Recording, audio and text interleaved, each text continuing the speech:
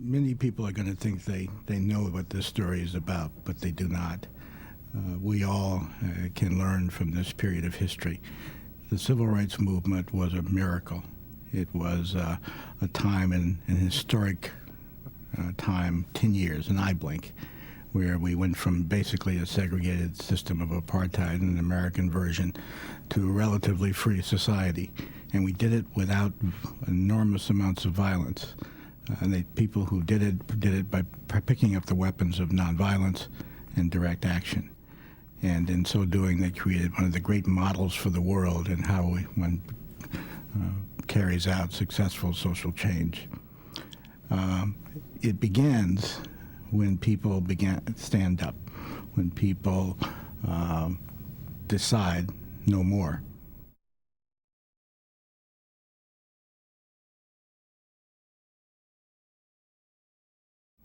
People have asked me where the notion for Eyes on the Prize came from, and it came from a lot of places, but one of the places is from Frederick Douglass, the black abolitionist, who said better than 130 years ago that those who profess to favor freedom but deprecate agitation are men who want crops without plowing up the ground. They want the rain without thunder and lightning, and the ocean without the mighty roar of its waters. This may be a moral struggle or physical one. He was talking about the Civil War. Moral struggle or physical one, or both, but it is a struggle for power concedes nothing. Without a demand, it never has, it never will. Find out just what a people will submit to, and you will find out the exact amount of injustice and wrong that will be visited upon them, and that will continue until it is resisted with words or blows or both. For the limits of tyrants are prescribed by the endurance of those whom they oppress. The limits of tyrants are prescribed by the endurance of those whom they oppress. It was that notion of people beginning to rise up against oppression that gave birth to the first inklings of Eyes on the Prize.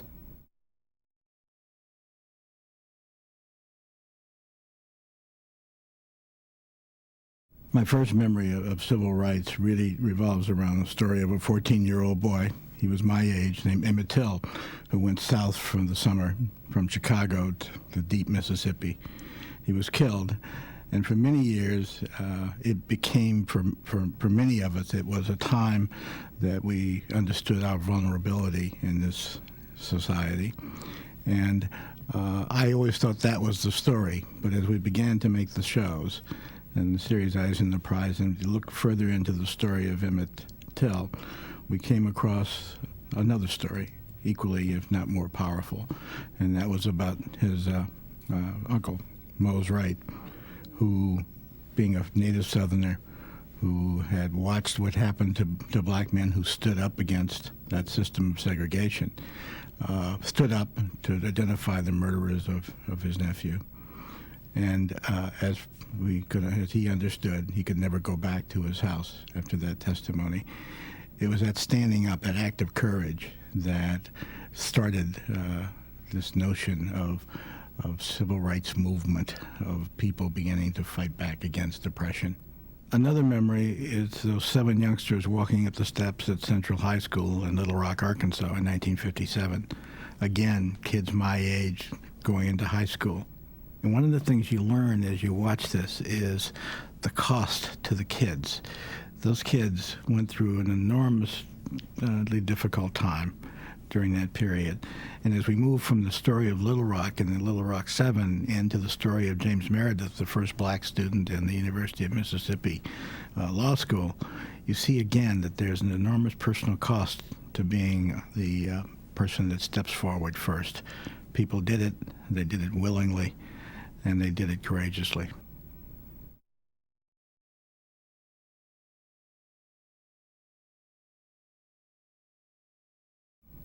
It's important that people understand that the nation was watching this on television. They came to understand this confrontation through the stories of the March on Washington, through the events in Albany, and some of the most famous images in Birmingham of the dogs attacking the demonstrators. And in this case, the television was showing the great morality play that was the civil rights movement. And as it came forward, we began to share not only the celebrations of the 1963 March on Washington, but we also shared the grief and the loss of the 4 little girls in Birmingham from a church bombing. So we were, in fact, becoming a nation around this story, and television was growing up.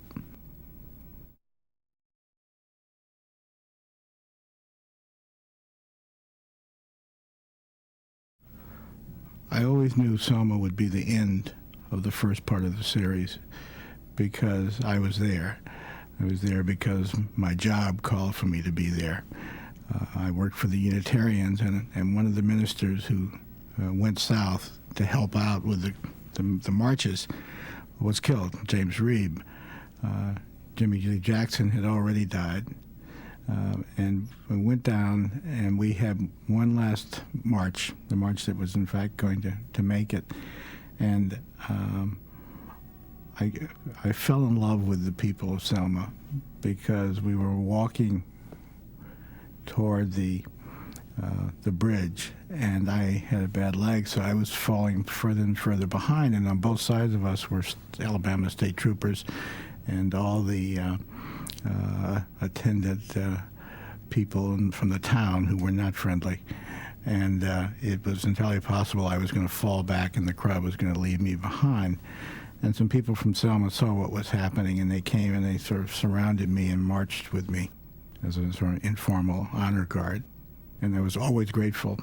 But there was no question as you were at Selma, because you understood there were cameras all over the place, there were airplanes, there were the Army, there was the Alabama State Troopers, there were villains of the level of Jim Clark and Al Lingo, there were heroes like King and the people of Selma. You look at this and you said, this is going to be great television. I really did. It's the only time in my life I've ever been prophetic.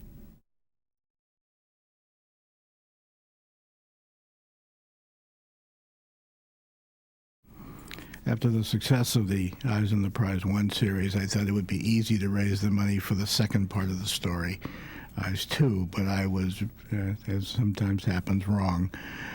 It became very difficult, and it became difficult because we were, one, moving out of the South. The story was becoming national. It was becoming up next door, and it frightened people. And we were beginning to talk about other issues like equal opportunity, economic opportunity. We were talking about schools, neighborhood schools. We were talking about the kind of full participation that Black Americans were pushing hard to achieve. And the voice that became the most significant in that struggle was the voice of a man who had been in prison, but who had literally transformed himself. His name was Malcolm X.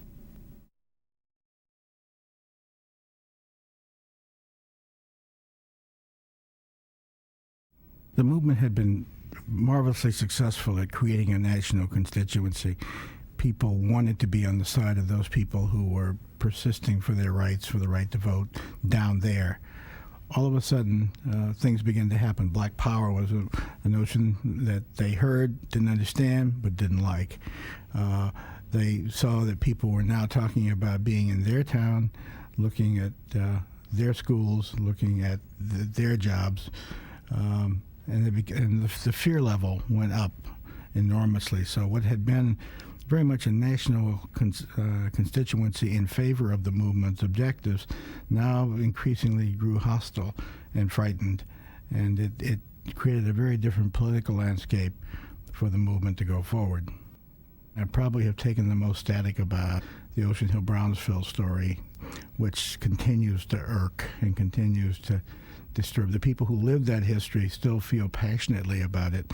The question was, who was going to control the schools in basically a black section of the city? But the school board and the school teaching population was largely white, and a point at which the people of the city mostly minority, got control of those schools, created an enormous amount of friction that came down oftentimes around racial lines and created wounds, particularly in the black and Jewish communities, that are still not solved even to this day.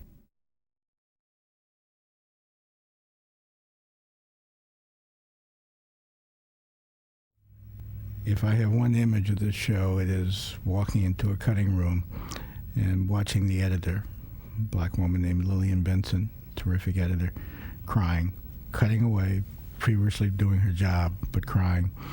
And it was inevitable. If you sat and watched the images of this man, both Martin Luther King Jr. and then Bobby Kennedy, you cried for the loss of King, the man, and in looking at Bobby Kennedy, you cried for the loss of the country's opportunity. By the death of these two people, we would have been a very different country if they both had lived and both had survived.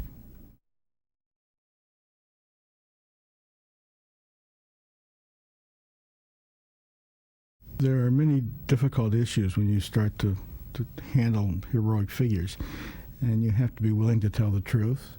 You have to be willing to take some heat because these heroes, as they should be, are precious to people, but not to the exclusion of an accurate portrayal.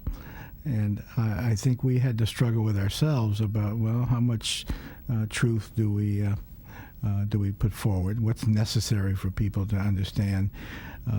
I always felt it was critically important that they understand this notion that leaders aren't born full and whole. They get created, and Dr. King surely did over the life of the movement.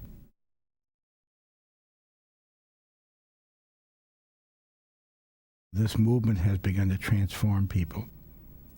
You had black youngsters who grew up, as I did, in middle-class environments, oftentimes living in integrated worlds, always being told that that's the way one should be, and ignoring, never being told, being held aloof from the wonderful richness of our history as a people. We only knew our history with Tarzan movies and the cannibals. And you think of how awful that is. It sounds silly today, but the reality was most people, unless you were extraordinarily lucky, had not been told. And it began first in almost silly ways. It began first around hair and cosmetics and treating ourselves differently. But that became a much more substantive change internally, with people who were beginning to sense themselves as different human beings and different kinds of Americans.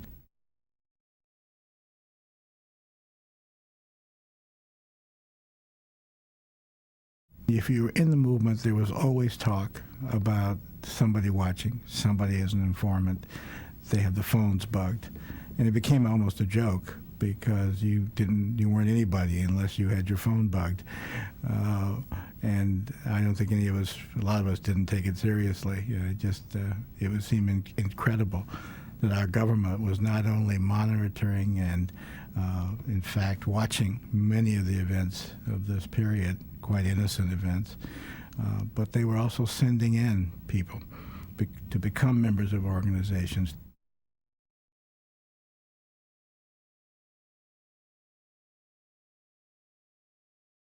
People have asked what it all meant, and I'm not sure I've fully absorbed it yet, except that it was an experience far beyond my expectation. It has been a remarkable experience, first coming in contact with the people who made the history, who were on both sides of the issue, to meet the scholars and the advisors who kind of freely gave of themselves because they wanted the story told as well. We had a chance to, I think, touch history ourselves in the capturing and creation of these programs.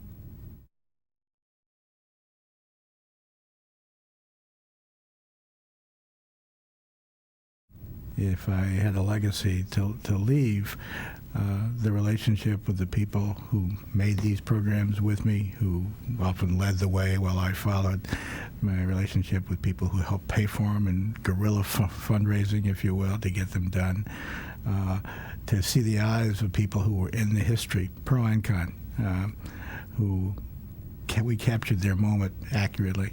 Nobody ever called eyes on the prize on a bad fact, because we spent an enormous amount of energy working at that. There's very little else I could ask of it, but of course I will. That maybe those countries that haven't seen it will, and maybe it'll be there for generations yet born. And God help us, I hope it helps prepare a certain kind of citizen to take advantage of some of the hard-earned gains, so that now we can really move this country into a true democracy in the 21st century.